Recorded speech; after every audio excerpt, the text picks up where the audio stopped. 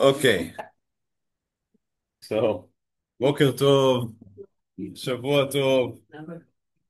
We continue our ELU learning for this year, which was titled as When Rabbis Do Mistakes. And today we learn about the tshuva of Rabbeinu Yonah. Rabbeinu Yonah is famous for his Musar book, Sha'arei Tshuva. That's a deluxe edition, a very nice one. It can be a very small sefer, Sha'arei Tshuva, the gates of repentance. And we would learn today the unique story that is being told about the way that this book came into being. And the story begins even before Rabbeinu Yonah himself was born. It begins with the birth of Rabbi Moshe ben Maimon, the Rambam. So the Rambam was born in 1138 and has passed away in 1204. And he is, as we know, is one of the most important Rabbanim, one of the most important rabbis who lived throughout all of Jewish history, basically, but especially, of course, in his time. And he revolutionized almost everything that he touched. So he wrote a commentary to the Mishnah in which there was a seed, at least, to a complete revolution in the way the Torah is being learned. Less emphasis on questions and answers and what we call pilpulim, dialectics, and more about the bottom line conclusions. He wrote the Mishnah Torah, which was a revolution of codifying the halacha. Nothing like that exists before him. And in philosophy, in Machshava, he wrote the Moreh Nevuchim, the guide for the perplexed, in which he tried to synthesize or maybe better yet, explain the Torah according to science, the best science of his time, which was Aristotelian. So Rambam believed that truth is truth is truth. And if science revealed to us a certain truth, it must be that what we received in revelation in the Torah, in the Tanakh, would also point to the same truth. So that is three major areas in which, as I said, he tried at least to make a revolution. And obviously there was opposition in each one of these areas. We would speak today only about the third area, meaning the area of machshava, of Jewish philosophy, Jewish faith.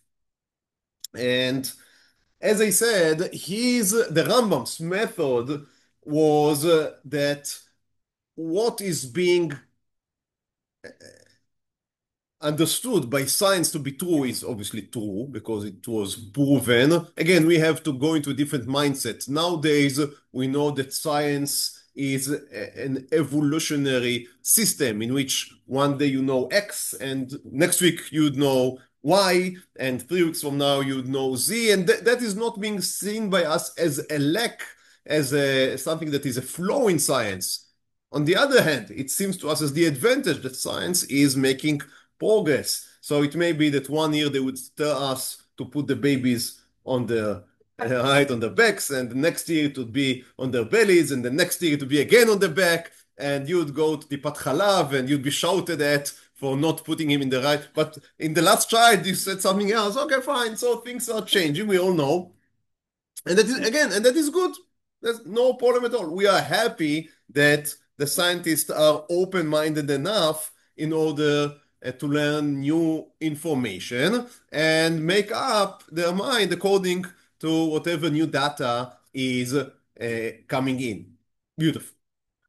Back at their time, science was seen as something much more fixed. So all of science was considered to be more like math or algebra or geometry. So if you proved something, that's the end of it. It is proven. It is complete and utter truth. So Rambam said, if science can prove certain things, it must be that whatever was given us in revelation from God would be exactly, because truth is truth is truth, so it must be exactly meaning the same as whatever is in science. And the outcome of that system was many times, not always, but many times, that Rambam would read the verses of the Torah or Nevim or Ktuvim or the Agadot of Chazal, and he would allegorize them, or he would read them, interpret them in a way that would make them less literal. You not have to take them in face value, which would cause you to be in contradiction to what science knows, and instead you are able now to reinterpret it. Now, some things are simple. So, for example, in the Torah, it is very difficult to point out a pasuk in which it says that God is nobody. There are some psukim that seem to hint to that, but no goof. That's right, incorporeality is a nice word, but there is no clear verse that point out to that. However, science tells us, philosophy tells us, that it must be that God is beyond the physical realm. So it must be that he has no body. So what do you do with verses like Yad Hashem, right? Or God descended upon Sodom, etc., etc. Many psukim like that. So we all immediately understand, as Rambam taught us, that these psukim are not to be taken in face value, but are to be interpreted. So if we are being told that the hand of God would strike the Egyptians, that doesn't mean that a huge hand would come from upstairs and strike the sheep, the cattle, or the people of Egypt, but it means that the force of God. So hand is a symbol of force. And that is a simple commentary. Of course, there are things that are much more complicated. For example, that God was saddened, right? He became sad when people made sins, and then he had to destroy Vaynachem Elokim. So that is something that maybe some people would understand as literal. Really, God was disappointed with the world. Rambam would say, chas v'chalila, how can you say about HaKadosh Baruch Hu that he has emotions, or that he's surprised by something, he's disappointed? That cannot be. So it must be, again, it should be interpreted as some type of an allegory to some philosophical truth. That is the main method, not the only, but the main method that Rambam was using in his Moreh Nevuchim. Now, this method put many of the more, you may say, conservative rabbis and thinkers on the defense. They didn't like it. They didn't like it, not necessarily because they thought that God does have a body or emotions, although regarding emotions, some of them seemingly did thought that HaKadosh Baruch Hu can have emotions, and that does not contradict his supremacy. But again, that's a theological, philosophical issue that is not to our discussion right now. But even if they agreed with the philosophical assumptions of Rambam regarding HaKadosh Baruch Hu, they did not like allegorizing verses from the Torah, because they were worried that that is a very slippery slope, because there is a whole religion, and a very strong one at the time, which allegorized all of the Torah, including the mitzvot. And that is, of course, Christianity. So Christianity reads the mitzvot and it says, no, you, the Jews, you are backward people, and you read it as mitzvot of the flesh. We, that we are advanced, we understand that these mitzvot stand as a probe, as a mashal, as an allegory for the mitzvot of the heart. So you do not really need to make circumcision to your children, you barbaric people. What you need to do is to do Brit Milah to your heart. Thank you. And etc., etc., etc., etc. So we can all understand why people are on the edge when they begin to hear about that this pasuk or the other pasuk are not to be taken literally, but are to be taken as an allegory. Okay, so these questions and disputes began already at the life of the Rambam in his last years. However, the real explosion only happened immediately after his death. And the reason was a certain Jewish translator named Rav Shmuel Ibn Tibon, who was a very famous translator coming from a very famous Jewish family, Ibn Tibon, and he took upon himself to translate the More Nevuchim, the Guide for the Populace, which was written in Arabic, he translated into Ivrit, into Hebrew. And by that, he opened it to basically every and any Jew that is able to read Hebrew. Now, as long as it was written in Arabic, of course, it could have been read by people in Spain and other places that were fluent in Arabic and also had a good knowledge of philosophy, but it was not open to the average Jew, and even more important, to the average Jew in Ashkenaz, which tended to be more this conservative, with a small c that we spoke about earlier, and also was usually someone that A, didn't know anything about philosophy, B, didn't like philosophy, and C, was a hater of philosophy, and all answers are correct. So as long as it was still in the original language of Arabic, it remained not so known in circles that were prone to oppose it. But when it was translated into Hebrew, then it began to be circulate, right, in the different in different populations, and that caused an opposition, even a strong opposition.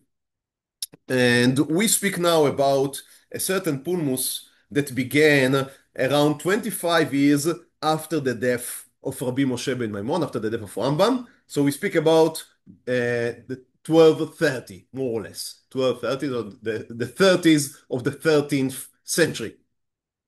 And the main opposition to the ideas advanced by the guide, by the More Nevuchim, the main opposition came from a rabbi coming from another famous family called Rabbi Shlomo ben Shemuel, or Rabbi Shlomo Minahar. Why is Minahar, from the mountain? Because he came, or he didn't came, but he lived in a city in Provence, that is South France, which was called, I would obviously butcher now the name, but Montpellier. Montpellier. So, which means the mountain. So he was Rabbi Shlomo Minahar, Rabbi Shlomo from the mountain. And that was his Hebrew name, which, by the way, it's the last name that is being used to this day. There are some people that are being called Minahar. And there was a very famous Rav Shlomo Minahar that passed away about, I think, 30 years ago, 40 years ago, in Beit Vagan, not to be confused with our Rabbi Shlomo Minahar that lived 700 years ago. Same mountain? Who knows, right? So, Rabbi Shlomo Minahar was, now again, here it's extremely delicate and sensitive. Rabbi Shlomo Minahar, throughout the whole ordeal that we are now going to speak about, vocally claimed that he has nothing to say against Rambam. He thinks that Rambam was a great man, he was a great rabbi, he loves him, and his only problem is with people that take Rambam's ideas and run with them to the extreme. However, it is very difficult to maintain this separation between the Rambam and his followers, because in the end the followers are only continuing the same method that Rambam taught. And Rambam says explicitly in his More Nevuchim that he gives you the tools in order for you to use them. Now again, it may be that Rambam didn't think that you should use them and give a drasha in shul. He was thinking more about someone sitting in his own study room and learning to himself. But the tools were already there. They were translated. They were, I don't know if popular would be the right word, but they were out there. And Rabbi Shlomo Minahar waged war against these darshanim, these sermon givers, right? These rabbis that would go around and teach people according to the teachings of Rambam how to use them. So, for example, that Avraham Avinu and Sarah Haynu, they represent, Avraham is a representative of the tzura, right, in Greek thought. Rambam is a representative of the form, and Sarah is a representative of the material, and the stories should be interpreted in that way. Now, does that mean that Avraham and Sarah did not really exist? They are only an allegory? Does that mean that they did exist but also have a deeper meaning. So all of that was, as you can understand, extremely sensitive and controversial. So he began to speak against these darshanim. Rabbi Shlomo Minahar was going, sending letters, warning rabbis not to host these darshanim in their communities, etc., etc., etc. But it doesn't work like that. You always think when you play chess that you think about your moves. But the real challenge is obviously also to calculate what would be the move of your opponent. So it was very good as long as Rabbi Shlomo Minahar was the only player in the game and he was sending all of these letters and he was able to convince some rabbis to block these Maimonideans, right, these followers of Rambam. But they, meaning the followers of Rambam, were not happy with his actions and they wanted to get back. So what they did was they began to attack Rabbi Shlomo Minahar and they attacked him personally. So they began to send letters also that he is a backward person and he is dark and he is primitive. And as you can imagine, and nothing is new under the sun. Everything that you can think about in our time and era already happened then and already happened before. And so these letters were extremely sharp, and Rabbi Shlomo Minahar felt that he is attacked and that he needs somehow to defend himself. How would he defend himself? He decided to send a letter to the rabbis of French, of what we call Ashkenaz. So that is French and Germany, but basically the rabbis of French. Why? Because he knew that these rabbis, as I said earlier, they are anti-philosophy, and obviously they would stand to his right. Also, the name of Rabbi Moshe ben Maimon was very great in the Spanish communities and in Provence, but in French, they knew about Rambam, but he was not such a big name. So he hoped that he would gather some support from them in order to help him stand against the attacks that he was taking and the hit he was taking in Provence. Yes. So that's not a simple question, but it seems that he was in Provence at the time. Some say that he was in Barcelona at the time, but it's not clear. It may be that after everything that we'll speak about is transpired in Provence, he ran away to Barcelona. So it's not clear where exactly the debate began. Why did you say he was great? He was? Why did you say he was great? Rabbi Shlomo Minahar? Yeah. He was a great Talmid Chacham. He was a great scholar. Just took it upon himself. Yeah, he took it. Yeah, he was fighting the war of God because he saw that there are darshanim that are allegorizing everything in the Torah, and it's only a very small step that they would begin to allegorize the practical mitzvot. Even worse, some of them were teaching in the Bor Nevochim, you have reasons for the mitzvot. Some of the reasons were good for the time the Torah was given, but now they do not apply anymore. So again, it's a very small step. If you assume you understand the reason for the mitzvah and you judge that it does not apply at our time, then of course it shouldn't be done anymore, right? It's useless. So all of that for him was extremely dangerous and unwanted. I quoted here in the first source his own letter, meaning the letter of Rabbi Shlomo Minahar, in which he explains what that's a letter that he wrote when the controversy was already in its height, and he's trying to explain himself.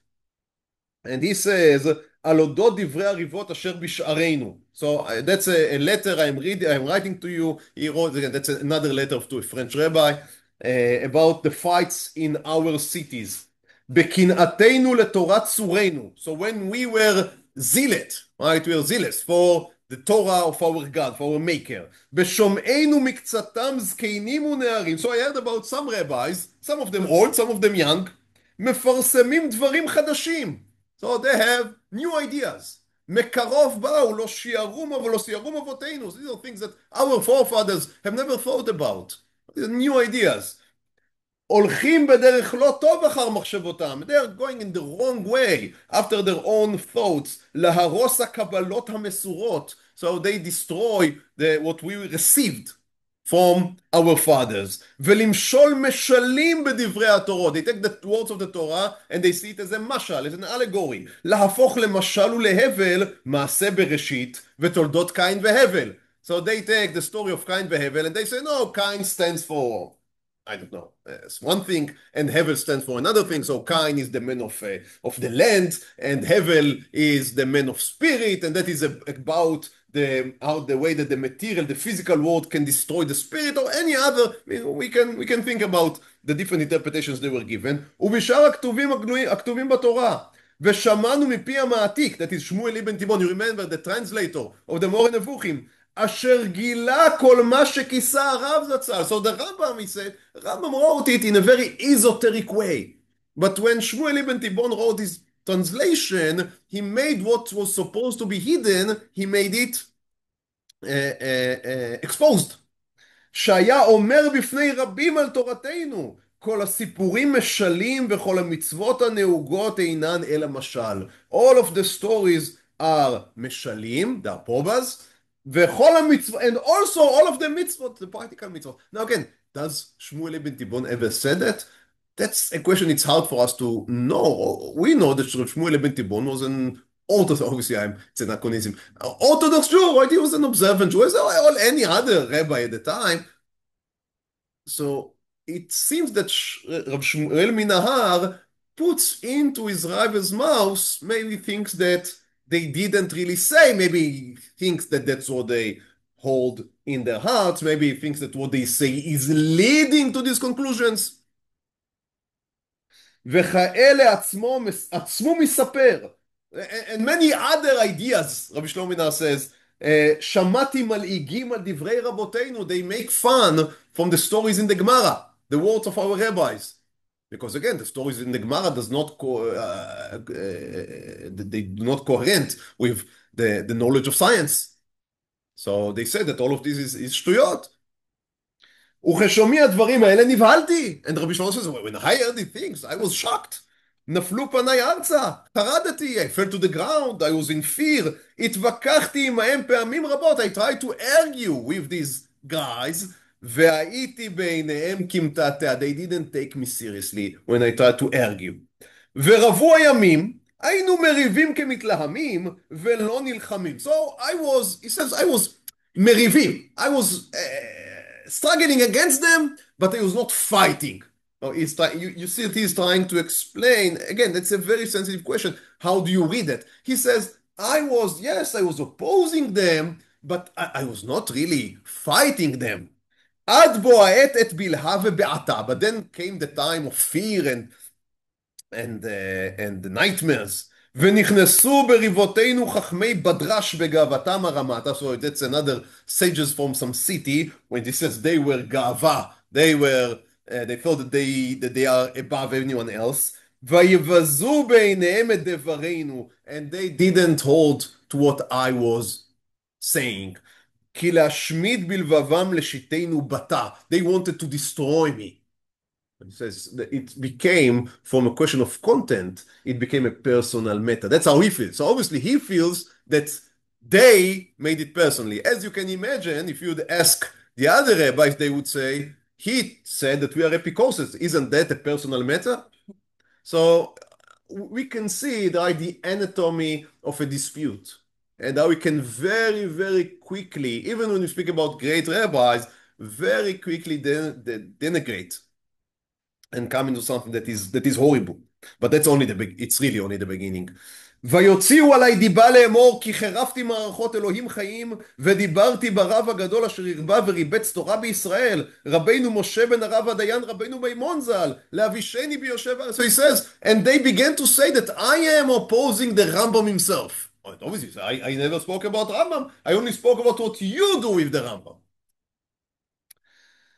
ויהי כראותנו כי קלטה הרעה בהתאספם, when we saw that they have more people, more רבנים, more strength than we have, חשבנו בליבנו להראות צרותינו לרבני צרפת וגדוליה. So we thought that we would just tell our troubles to the rabbis in French. Now again, he says, I didn't ask them for any help. I just wanted to share with them what I experienced. And again, I have no reason why to doubt what he says, but it's very complicated. That's how he sees things. כאשר נודעו לפנים בישראל מרביצי תורה ומחזיקים בכל כוחם, so we all know that the rabbis in French, they are the real holders of Torah, not like these rabbis, guys, around us here in Provence. וכתבתי להם כתבי מדאגה, מדבר לנחם אותנו ולדבר על ליבנו ולחזקנו בהודיעם אותנו אמיתת קבלתם אשר למדו. So he says the only thing I wanted them was to support me, to give me emotional support and to say that I am right, and then I would know that they have their tradition and I would be able to rely on their tradition. That's what I wanted. However, ויהי בהגיע כתבי לפניהם, when they received the letter, נבהלו גם הם, they were shocked, because they didn't know the מורה נבוכים. They just didn't know the book. And now they read the מורה נבוכים. ושלחו גם הם איגרת תוכחותיהם לכל המחזיקים בדברים ההם, ולכל... So they began to send also rebuke letters from French into Provence. Now, in our mind, Provence is part of French, but you have to know that during most of the medievals, because of certain ways in which the Romans conquered Europe, then Provence became a different political unit than northern France. That's enough for our issue. So also the Jews saw themselves as different political unit. So suddenly they are getting rebuked by these French rabbis who seems to think that they are responsible for keeping the faith, right, everywhere, basically, on the globe maybe. So, אחר כך שלחו מהם לרגל הארץ, לדעת אם האמת איתנו, גם הגיע עליהם ספר מורה הנבוכים וחרפה מאוד. And then they were able to put their hand on a copy, בעברית, in Hebrew, of the מורה נבוכים, and they became extremely angry. כי היו בעיניהם הדברים חילול הדברים וחילול השם. ומיהרו לחגור חרב גזרותיהם וחיצי קללותיהם ברוב מהרות מהומות וגערות. So basically what the rabbis of French did, the rabbis of French didn't, were not holding these nuances of, no, we appreciate Rambam, we just oppose his followers.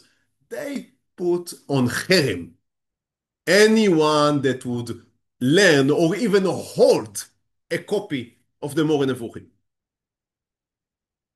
But Rabbi Shlomo said, I didn't ask for that.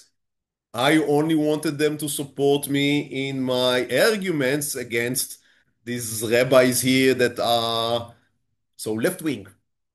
But suddenly, what we had in our hands was a great mess because the French rabbis completely excommunicated everyone that would even hold a copy of the Moreh Nevuchim. גם בעיניי פלא, I also find it as a wonder. בצאתם כולם כאיש אחד חברים, כזרם מים כבירים. So all of the French rabbis, they all held hands in this חרם, in this ban, כי רוח השם נוססה בהם, ותושיעה וגבורה עמהם, לקנא קהילת אלוקים, קנאת תורתו. So all of them went out as zealots and put this ban against the Moreh Nevuchim. Now the upper hand is, of course, with Rabbi Shlomo Minahar, right? We remember, so he began by arguing. He received some heat. He called an artillery support from French, and he received even more than he thought. But again, you do not play chess alone. What obviously would be the next move? Let's read the inside. So the next move is here in the second source. That is a letter that was written from Saragossa. Saragossa, I don't know, is it the English word now for the city in Spain? What do you call it? Saragossa? Saragossa, okay. In medieval Hebrew, it was called Sarakusta. And there, what they did was, let's read. וזאת האגרת השלוחה מסרגוסה אל קהילות מלכות ארגון. We have to remember that there was no Spain back at the 30th century. These are different kingdoms. You have Catalan, you have Aragon, you have Saragossa. And that was written in Yerach Av, Shnat Taf Taf Kuf Tzadik Bet. So that is 1232. In Av. Obviously, when do you have such a dispute? It must be in Av. עתה קמו שלושה חרשי משחית. So there is a letter here. And they speak about 3 חרשי משחית, destroyers. והם מסיתים את העם ומדיחים, ויחזו להם מסעות שווא ומדוחים, לכתוב מרורות ולדבר שרות על הרב הנזכר. So there are 3 people here that makes all of these insidious talk against the Rambam. ולכל איש אשר ליבו כבד וקל מוחו, and they are able to convince people with a lot of emotions and not so much of a brain. That's what ליבו כבד ומוחו קל. He's heavy, his heart, his mind is light. וכמתעתע היינו ונפלו, and the people that are not able to read so well, so they are able to convince them, יפתום בפיהם, so they seduce them, ובלשונם יחזבו להם, להוליכם בחשיכים, עד אשר החרימו כל הקורא בספר המדע ומורה הנבוכים. וכל הלומד שום חוכמה מחוכמות החיצון. So they say they were able to convince the French rabbis to ban anyone that would learn more nevuchim, or any other philosophy, by the way, because if you go for it, why not to make it sweeping ban? דיברנו לכל הקהילות אשר בכל מלכות הארגון להיקהל ולעמוד על נפשם. So they use here the psukim for Megillat Esther. להיקהל ולעמוד. We need to gather now and fight for our life because we are being excommunicated. We are being declared as illegitimate. Our Jewish identity is being declared as not legitimate. We have to fight back.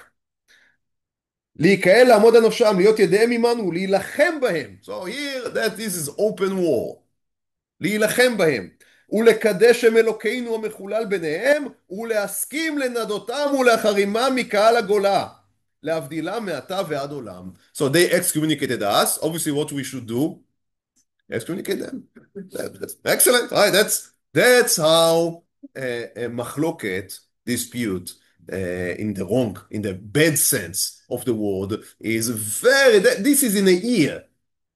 You have people from both camps not even able to speak with each other.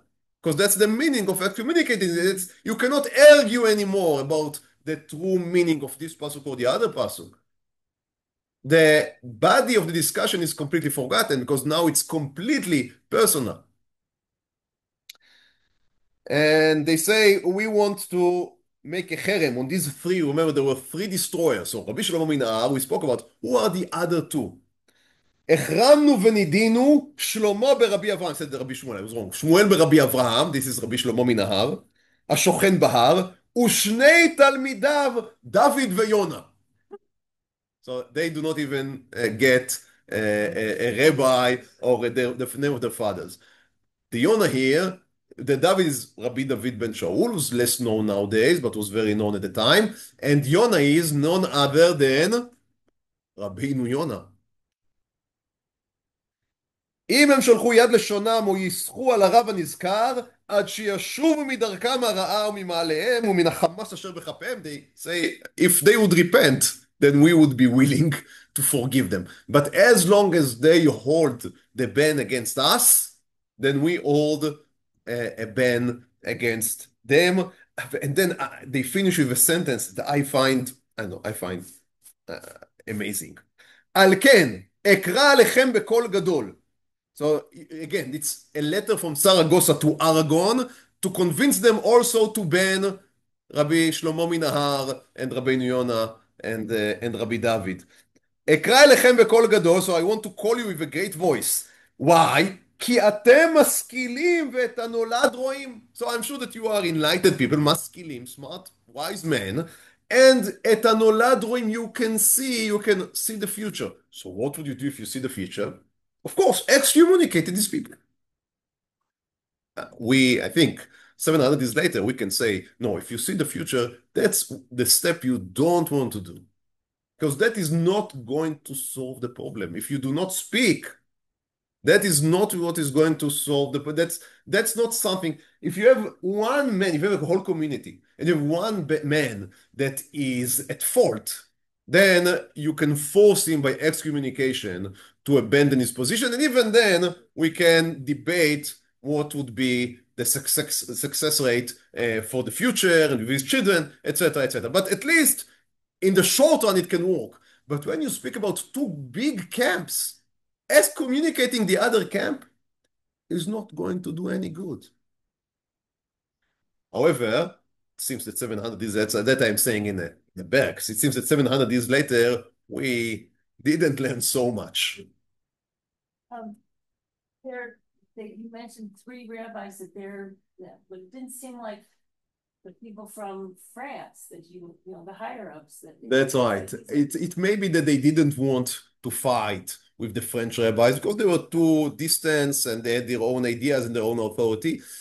But by the way, some of them did also excommunicate the French rabbis. But anyhow, excommunicating them was almost for sure it wouldn't influence them. But the people sitting in Provence, excommunicating them would hurt their families, would hurt the. Okay, so what is the next step? Now we do not speak, but we need to continue the war. It's a war for God, right? It's נלחמה לשם שמיים. How can you? I'm not saying I'm not cynical. I understand where they are coming from. It's sad because the dynamics is so easy to predict here. So what is the next step? You must continue to fight for the name of God, but you do not exchange letters anymore because it is right. It's a fait accompli. It's a excommunication. So the next is from a letter written by Rabbi David Kimchi, the Radak, which some of you may know from his interpretation as a commentary on Nevi'im and Ketuvim.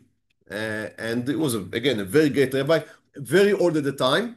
And he was with the Maimonideans. So he was one of the followers of Rambam.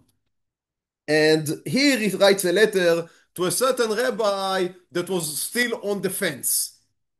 And this rabbi told the Radak, I don't want to go against Rabbi Shlomo min Nahar because he's a tzaddik, he's a tamim, how can you go against him? And Radak writes to him, source Gimel, אשר בחרת בו וקראתו צדיק וחכם ותמים. So you have chosen to reside with this man, Rabbi Shlomo min Nahar, and you called him tzaddik וחכם, a righteous man, a wise man, a tamim. הנה הוא רשע ושחל. But he is evil and stupid. כי יצא לתרבות רעה, he went to a bad culture, והשחית את דרכו, ונעשה מלשין. So he became corrupted, and he became a מלשין. He gave us to the goyim, to the Gentiles. וסופו, מויסר, וסופו הוכיח על תחילתו. יגלו שמיים עוונו וארץ מתקומם עלו.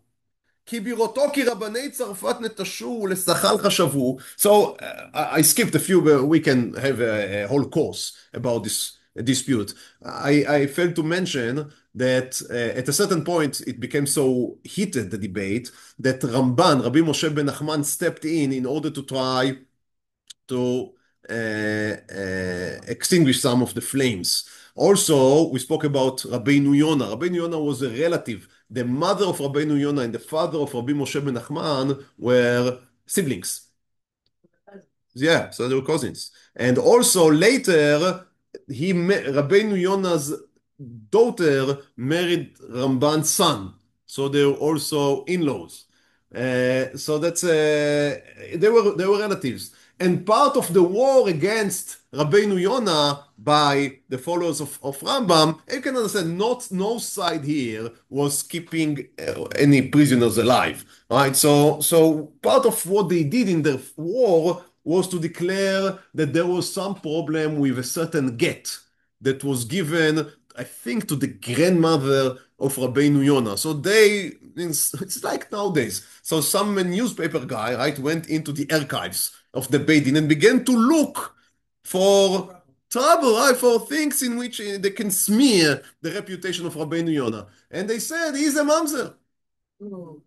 And now, when you blame Rabbeinu Yonah for that, then a side casualty here is Ramban, because they come from the same family. So Ramban had no other choice but to step in. Also, not only because of his personal matters, but also he really wanted to try and calm things down. I have a shiur about Ramban from a few years ago. You can go and find it online, in which we read the whole letter. He wrote a letter to the French rabbis. He wrote a letter to the Maimonideans, and he was trying to calm everyone down. He had a very mild success. Some French rabbis were convinced and pulled back their ban. Some of them did not.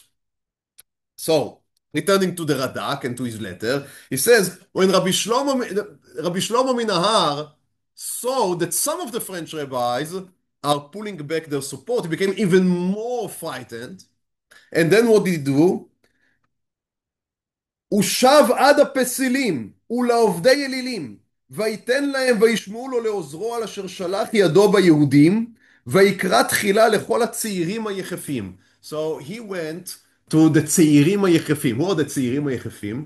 These are the young men, צעירים, or if you want the young brothers, the small brothers, היחפים, that go barefoot. Who he means here? The Franciscans.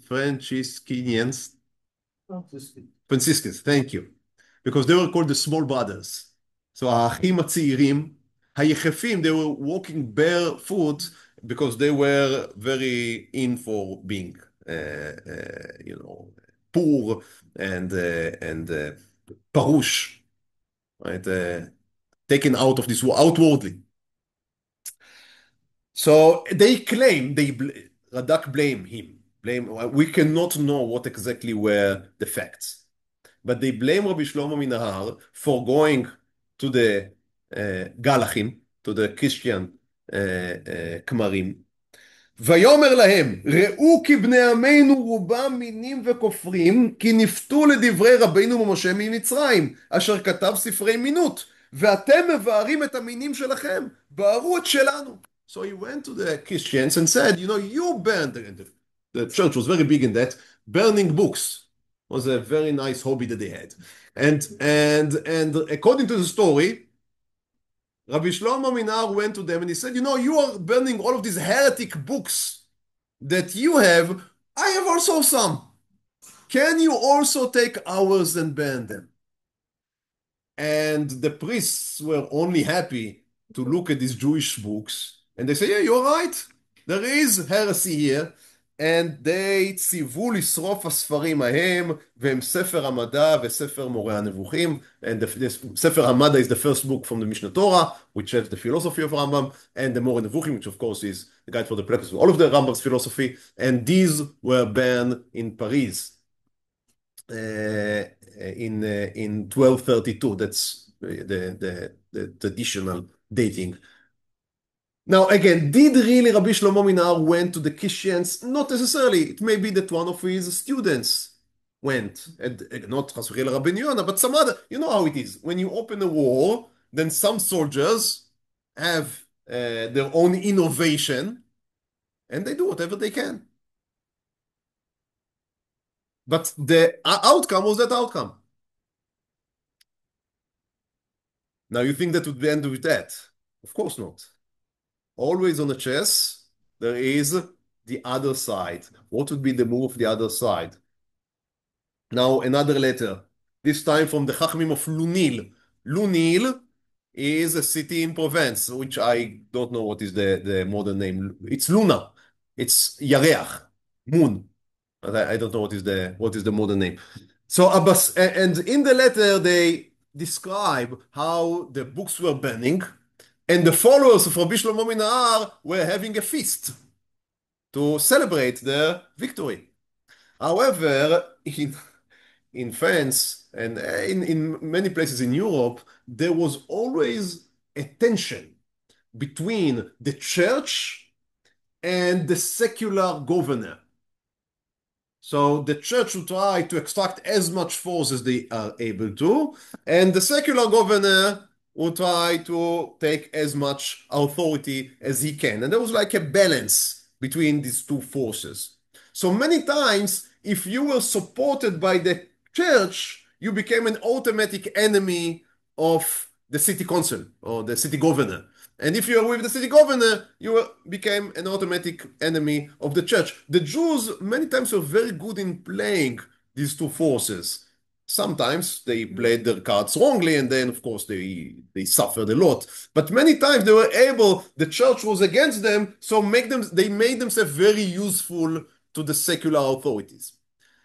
What happened here was that the followers of Rabbi Shlomo Minahar chose side, right? They picked side with the church. So what would do now the followers of Rambam? You know what they would do. They would go to the city governor. הבשר עודנו בין שיניהם. So the side of Rabbi Shlomo Minahar was having their feast, ואף השם חרה בהם. But the anger of God was in them. והכשילם בפיהם ובלשונם וישב עליהם את עונם, and they got punished as they deserved. How? נתפסו ביד האדון. So the master of the city have captured them. We do not have the exact details, but the historians just assume that the followers of Rambam went to the city council and made some story against, maybe they said they are sticking things up, they are taking from other Jews, they are whatever, we don't know exactly. והורידו אותם לגרדון לידון, so they took them to be judged from the feast. ונחרץ משפט עליהם, what was their judgment? לכרות רוב המדבר בלשונותיהם, to cut off their tongues. Because they spoke against, I don't know if against Rambam or against, maybe the Lashon Hara was that they spoke against the city governor, whatever was made up. ויקומו עבדי המלך בחימה, so the servants of the king, the secular, the city authority, came with anger, ויעשו בהם נקמה, they took revenge, ויכרתו להם רוב המדבר בלשונותם, they did execute this horrible punishment, ויגרשו אותם בחרפה ובוז מעיר מושבותם, and they were driven away from their city of residence. That more or less was the end of the story. Meaning to say that the books were banned, the people that made the books being banned, they were expelled and maimed, and I guess that no one wanted to fight anymore. What were the gains from all of this story? Well, obviously nothing. But even worse. So the game, the chess, ended with a stall, right? But the story does not end here. Because the worst thing that you can usually do if you have a dispute, an internal dispute in the Jewish people, is to summon the forces from outside. Because they would never just stop where you want them to stop. When you gave them permission to come in, they would stay. We learned this lesson the hard way many times. Back to the Romans, that's right. But the same thing happened here. Now, Rabbeinu Yonah was a young man at the time. As I said, Rabbeinu Yonah was born around, again, it's very difficult for us to know, but he was born around 1210. So when this story happened, he was around 21 or 22. He was a young student. But he was a key figure because he was the one that learned in the French yeshivot. So he was the one to send the letters and that was able to transmit the letters from Rabbi Shlomo Minahar, his rabbi, to the rabbis in French. That's why he took some of the blame and some of the heat. But more important, about 10 years later, in the same place where they burned the books of Rambam, in 1241-42, they were burning the whole of the Talmud. That was an immediate consequence. It took 10 years, but an immediate consequence of the pulmus, of the dispute about the Rambam. Why? Because after the church was invited, was summoned to begin to check the Sfarim of the Jews, they did not stop with them. Why would they?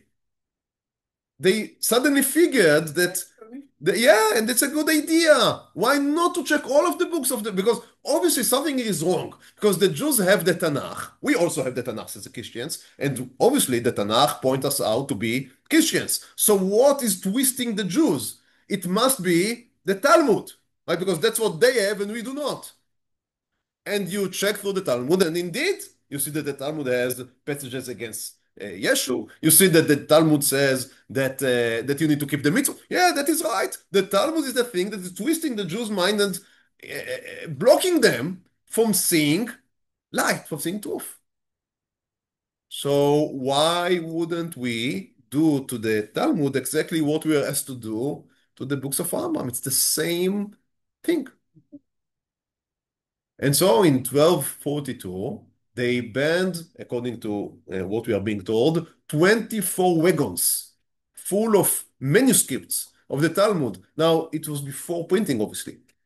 You can imagine what does it mean to copy the Talmud. It's almost a life project. When you ban so many of the Shas, you basically shut the door on the ability to have Jewish life, or at least rabbinical Jewish life. And according to the story of a student of Rabbeinu Yonah, which is somewhat dubious, but I mean the story, some facts there are obviously wrong, but many of the historians believe that there is a kernel of truth. So I would go with the story. A student of Rabbeinu Yonah was called Rabbeinu Hillel of Verona. He was Italian in his origin. And he tells us that Rabbeinu Yonah was there when they burned the Talmud. And he saw, I don't know if he physically saw or he saw in the eyes of his mind, how the ashes from the books of the Rambam are touching the ashes of the Talmud. And it dawned on him the scope of the mistake that they were involved in. Now, again, he was a young man, he was following his rabbi. I don't think there is any personal blame here. But he was involved in something that was out of good intentions, out of zealotry to Torah and to mitzvot, but with very wrong means. And the end cannot justify all the means. And he understood that, and he made a decision that he would go to Eretz Israel, to the kever of the Rambam, to ask for mechila. Now he was not able to. It was not such an easy travel as nowadays. But however, again, these are legends. But according to the stories, according to the legends, it's a story from a student. He would, every shiur that he would give, he would make it a point to mention Rambam's opinion regarding the halachic subject that he was teaching, and give it a mechubed place, a proper place. Also, he wrote this book, Sha'arei Tshuva, The Gate of Repentance, in order to facilitate tshuva to himself and to anyone else. And in this, it's so interesting that in Sha'arei Tshuva, he has a long paragraph about the damage, the harm of Lashon Hara. He says it's like an arrow that after you shot it, it cannot be brought back. And the damage is done and you are unable to fix it. And you read that and you can see the heart bleeding. And that was the tshuva of Rabbeinu Yonah. And again, we tell this story, not chas v'chelek to say anything bad about the great rabbi. Rabbeinu Yonah is one of our greatest gdolim. But in order for us to learn from his tshuva, because he didn't say, I was only following my rabbis, I was following orders, how can you blame me? It's their fault. No. He took responsibility and he asked himself, how can I correct?